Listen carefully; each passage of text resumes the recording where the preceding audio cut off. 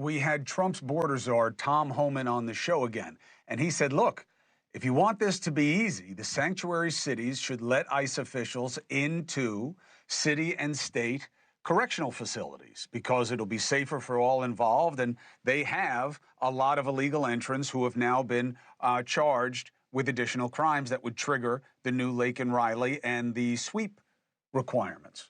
A lot of Democrats don't like that for legal and also political reasons. Joining me now is Representative Jonathan Jackson from Chicago, which is a sanctuary city. We also have the state's Attorney General Kwame Raoul, who has filed suit along with other Democratic AGs to fight Trump's executive order to restrict birthright citizenship. Gentlemen, thank you both very much. AG, allow me just to say, Jonathan, best to your father. From all Thank you so much. Yeah, I love the Reverend. I miss him. We could use his voice and perspective so much right now. So just please wish him well from my family to yours, okay? And blessed to your family and your Father in heaven. It was an honor to work with him and know him, and keep up the great work.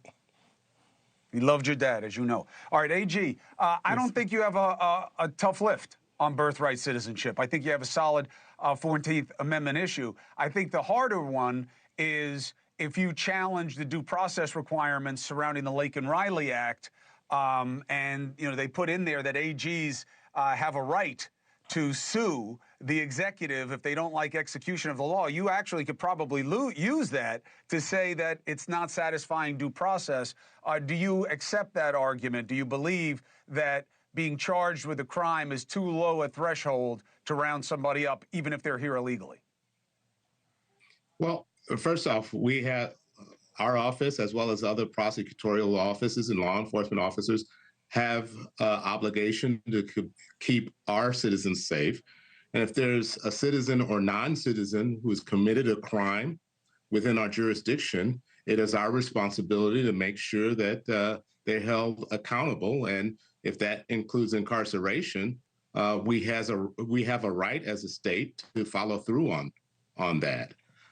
With regards to civil immigration enforcement, the 10th Amendment, notwithstanding the DOJ memorandum, the 10th Amendment has long protected states by way of the anti-commandeering doctrine from being mandated to perform federal responsibilities. And there have been courts that have ruled on that, and we would rely on that. AG, from a policy perspective, why would you want to stop ICE from collecting people who are here illegally who have then been charged with a secondary serious felony offense? I think it broke up a little. You got me, AG, or no? Too tough a question. Jonathan, while the AG, we're getting his signal right. Jonathan, I'll bounce it to you. Well, what is the point of resistance with something like the Lake and Riley Act and the policy position that they're here illegally, now they've been charged with a secondary violent felony or serious felony, and they're going to round them up? Why would you be against that? Well, that's the top line headline.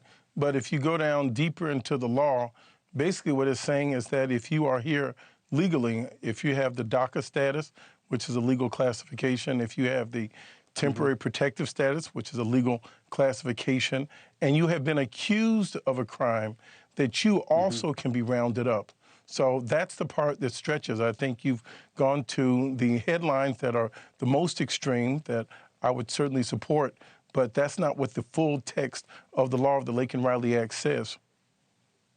Yeah, no, it's fair pushback. Now, look, Holman and others say they're not. Hey, thanks for watching. Go to joinnn.com to find NewsNation on your screen. And don't forget, click the red subscribe button below to get more of NewsNation's fact-driven, unbiased coverage.